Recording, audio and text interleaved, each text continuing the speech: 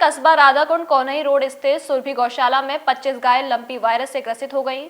गौशाला संचालक ने गायों के वैक्सीन लगवाकर गौशाला की गायों से अलग रखा गया है। निरंतर उनका इलाज चल रहा है। इन दिनों देश के बाहर राज्यों में लंपी वायरस नामक बीमारी पशुओं में दिनों दिन बढ़ती जा रही है। खासकर इसका असर पड़ोसी राज्य राजस्थान में कहर बरपा रहा है। वहीं राजस्थान से सटे मथुरा जनपद में भी इसका असर देखने को मिल रहा है। सरकार द्वारा बड़े पैमाने पर मवेशियों को बचाने के लिए कदम भी उठाए जा रहे हैं। वायरस की रोकथाम के लिए प्रभावित जिलों में सरकार द्वारा वेटनरी एम्बुलेंस काम कर रही हैं और पशुओं को 17,50,000 के करीब टीके भी उपलब्ध कराए गए हैं। अब बात करते हैं कान्हा की नगरी मथुरा की। तो मथुरा जनपद में वैसे तो इस लंपी वायरस का असर खास नहीं है, लेकिन फिर भी कई गौशालाओं में इसका असर देखने को मिल रहा है। जनपद भर में लगभग पिछली पशुगणना के अनुसार करीब 2,30,000 गौवंश हैं, जिसमें से 50,000 गौवंश लावारिस घूम रहा है।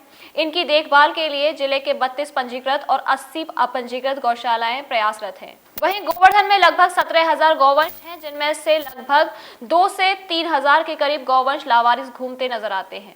यह आंकड़ा गोवर्धन के गौसेवक धीरज कौशिक ने बताए हैं। इस बीच जब गौसेवक धीरज कौशिक से बात हुई तो उन्होंने बताया कि वो विगत 10 वर्षों से गायों की सेवा कर रहे हैं। गोवर्धन में वैसे तो लंपी वायरस की वजह से अभी तक गाय की मौत नहीं हुई है, लेकिन कुछ गौशालाओं में गाय लंपी वायरस से प्रभावित हुई हैं, जो कि पड़ोसी राज्य राजस्थान से गंभीर हालत में गौशालाओं में लाई गई थी, जिसमें लगभग 800 के करीब गाय अन्यत्र बीमारी से ग्रसित हैं, जिनका इलाज चल रहा है। 25 गाय लंपी वायरस से ग्रसित हैं, जिन्हें सरकारी डॉक्टरों द्वारा लंपी वायरस से बचने के लिए वैक्सीन दी गई है। लेकिन गौशाला में 25 गाय लंपी बीमारी से ग्रस्त हैं, उन्हें गौशाला की गायों से अलग रखा गया है, जिनका निरंतर इलाज चल रहा है। राधा सुरभि गौशाला राधाकुंड से बात कर रहे हैं। 3,000 करीब गौवंश हमारे यहाँ। आजकल देखा जा रहा है कि लंपी वायरस का काफी प्रकोप चल रहा है जगह जगह, तो क्या कुछ व्यवस्थाएं आपके द्वारा गायों के लिए की गई हैं? और गवर्नमेंट की तरफ से सभी गायों के टीकाकरण हो चुका है, और वैसे जो हमारे यहाँ है लंपी केस वाले, उनकी अलग व्यवस्था है। इस 25 केस है हमारे यहाँ, उनकी अलग व्यवस्था है हमारी, उनको अलग रखा गया है। उनका ट्रीटमेंट तो जैसे घायल गाय यहाँ आती हैं तो किस प्रकार से आप उनका इलाज वगैरह करते हैं? सभी का इलाज, घायल वगैरह जो आती हैं जीवा रक्षण।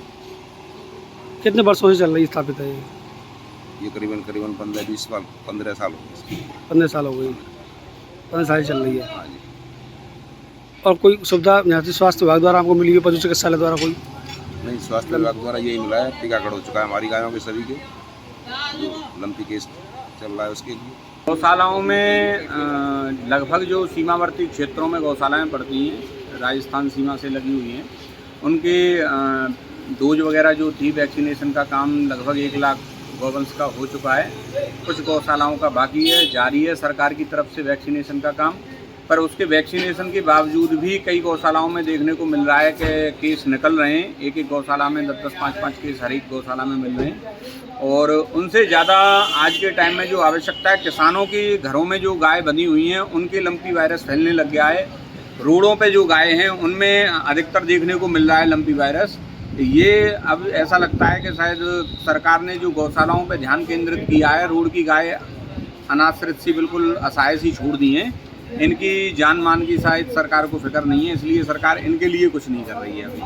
फरीदाबाद का प्रसिद्ध एशियन सुपर स्पेशलिटी हॉस्पिटल, जहां मौजूद है सभी बीमारियों के इलाज की सुविधा, जैसे कैंसर का पता लगाने व इलाज के लिए पेट सीटी, chemotherapy, rapid arc radiation machine व सर्जरी, किडनी फेलियर के मरीजों के लिए डायलिसिस व किडनी ट्रांसप्लांट, हृदय संबंधी मरीजों के लिए एंजियोप्लास्टी, बाईपास सर्जरी व हार्ट ट्रांसप्लांट की सुविधा, मस्तिष्क व रीढ़ की किसी भी समस्या व ट्यूमर के इलाज के लिए न्यूरो नेविगेशन मशीन। यहाँ घुटनों व कूलों का ट्रांसप्लांट कंप्यूटर नेविगेशन मशीन द्वारा किया जाता है। बच्चों की विभिन्न बीमारियों के इलाज के लिए पीडियाट्रिक हार्ट स्पेशलिस्ट, पीडियाट्रिक हड्डी रोग विशेषज्ञ, जनरल सर्जन व बच्चों के कैंसर स्पेशलिस्ट मौजूद हैं। डॉक्टरों से अपॉइंटमेंट के लिए संपर्क करें 9368641335। हमारे साथ जुड़े रहने के लिए न्यू न्यूज के YouTube चैनल को सब्सक्राइब कीजिए, साथ ही बेल आइकन को दबाइए न्यू न्यूज की खबरें सबसे पहले देखने के लिए।